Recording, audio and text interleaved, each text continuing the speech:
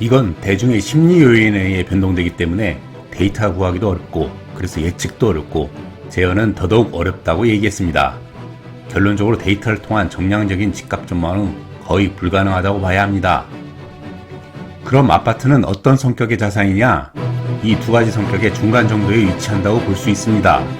굳이 말하자면 모호한 쪽에 가깝다고 볼 수 있습니다. 집값에 대한 정부의 정책 목표는 무엇일까요? 상승? 하락? 보합?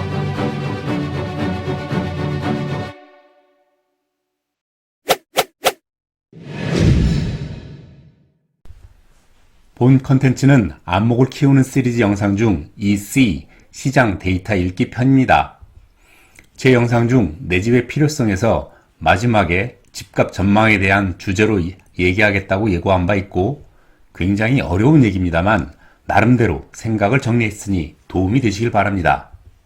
다른 시리즈 영상도 있으니 참고하시고요. 그럼 시작하겠습니다. 수요와 공급 측면에서 보게 되면 인구수와 가구수가 수요이고 신규 분양 물량이 공급이라고 이야기합니다.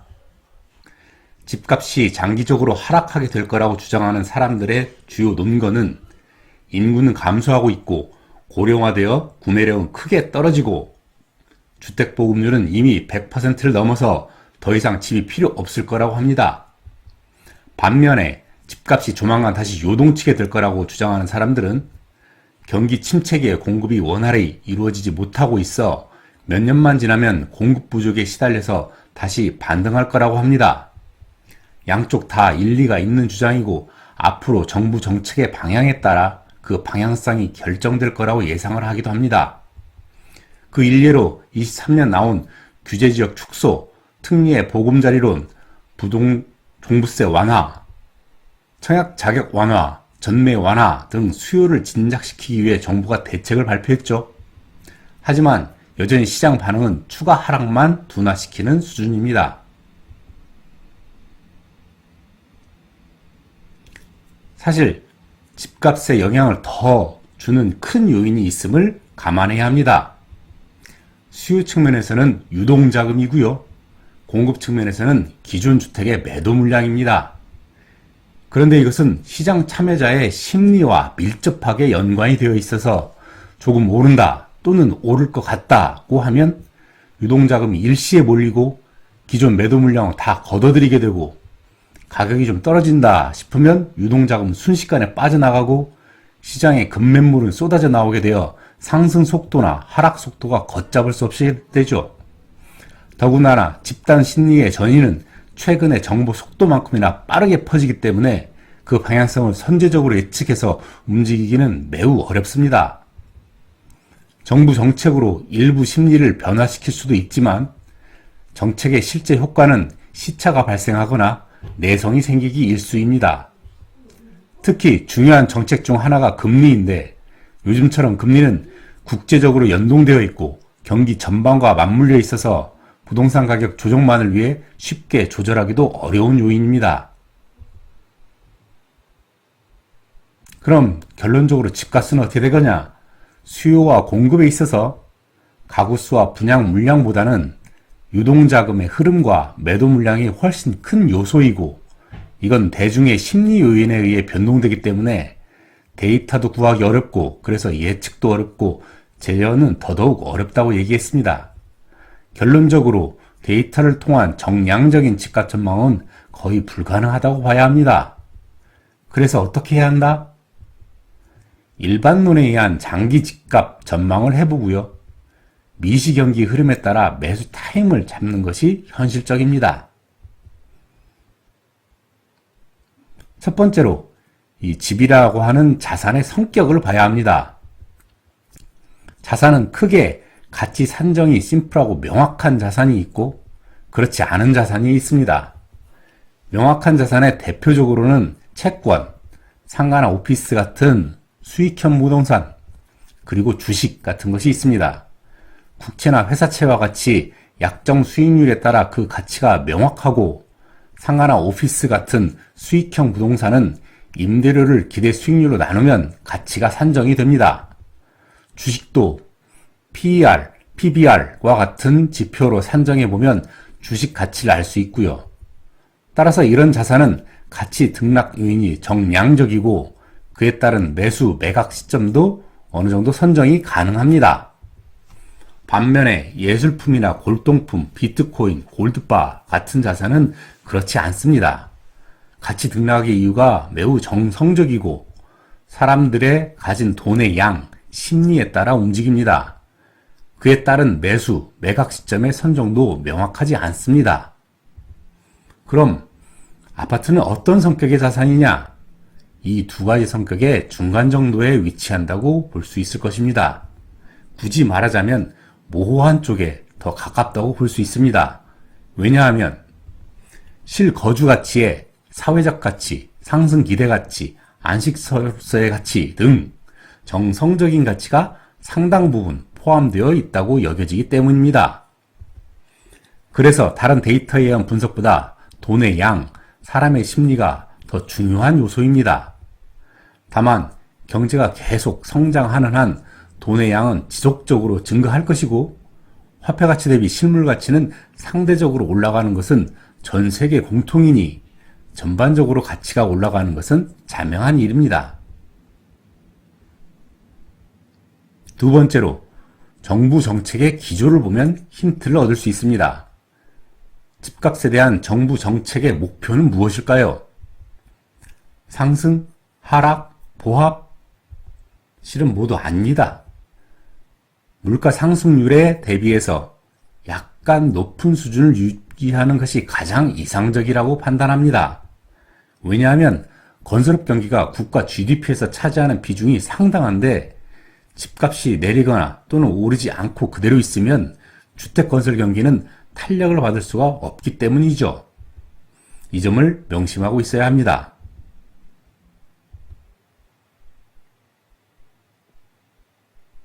또한 대한민국만이 가지고 있는 독특한 공급제도가 있습니다. 주택 공급에 관한 규칙이 있고 분양 승인이란 제도 안에서 주택 청약 제도를 통해서 공급을 합니다. 일부 공공주택에 대해서 국가 주도로 분양 또는 임대하는 제도는 있지만 민영주택까지 이런 규제 속에서 분양 제도를 두는 사례는 해외에 거의 없습니다. 다시 말해서 정부에서는 주택 공급이 아직은 충분치 않아서 통제가 필요하다고 인식하고 있다는 의미입니다. 따라서 본 제도가 완화 및 소멸될 경우 비로소 시장 경제 재화로서 취급받을 것이라는 점이고요. 그 전까지는 지속적으로 가격이 상승할 수밖에 없다라는 뜻입니다.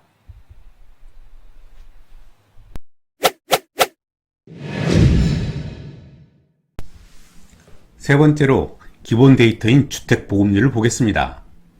전국적으로는 이미 100%를 넘었습니다. 지역적으로는 서울은 94%, 수도권은 97%, 지방은 108%. 이 통계만 보면 서울 수도권도 100%에 거의 근접하고 지방은 이제 집값이 떨어지겠구나 라는 생각이 드실 수도 있겠습니다.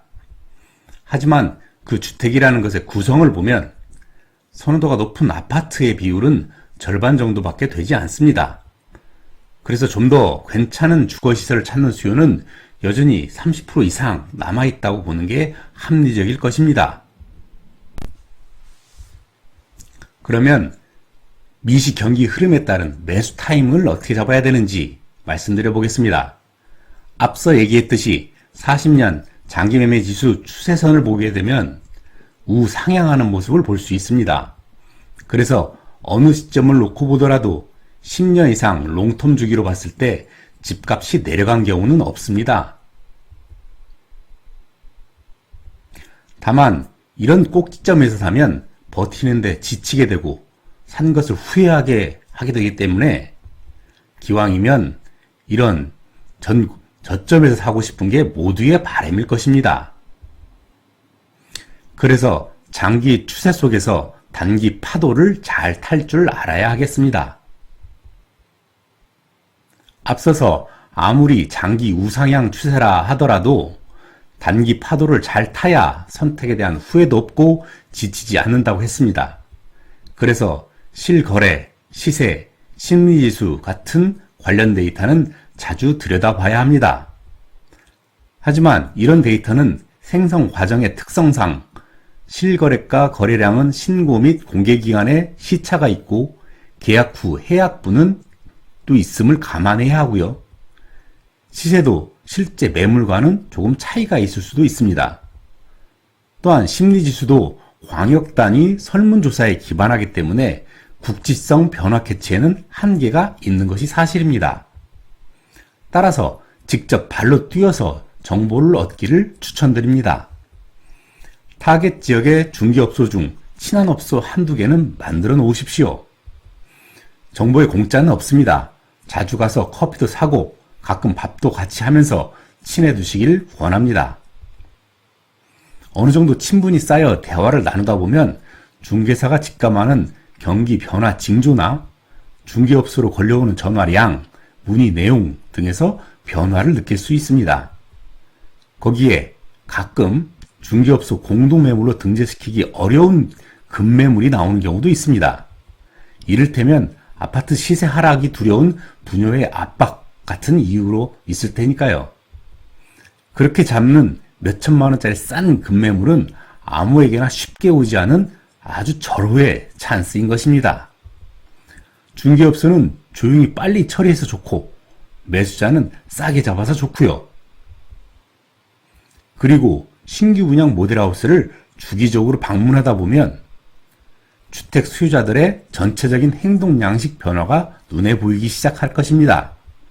상품을 얼마나 꼼꼼히 살펴보는지, 상담을 얼마나 진지하게 받는지 등등. 주기적으로 상품별로 차이를 느끼기 시작하면 안목이 한층 깊어지는 겁니다. 그럼 내용을 종합해 보겠습니다. 유동자금과 집단 심리의 문제로서 단기 예측은 매우 어렵다. 하지만 장기적으로는 우상향할 가능성이 아주 높다. 다만 장기 보유를 전제로 하되 단기 파도를 잘 타기 위해서는 공개된 데이터 외에 직접 뛰어 얻은 정보가 매우 중요하다라고 말씀드릴 수가 있겠습니다. 구독, 좋아요, 알림 설정해 주시면 더 유익한 컨텐츠로 찾아뵙겠습니다. 감사합니다.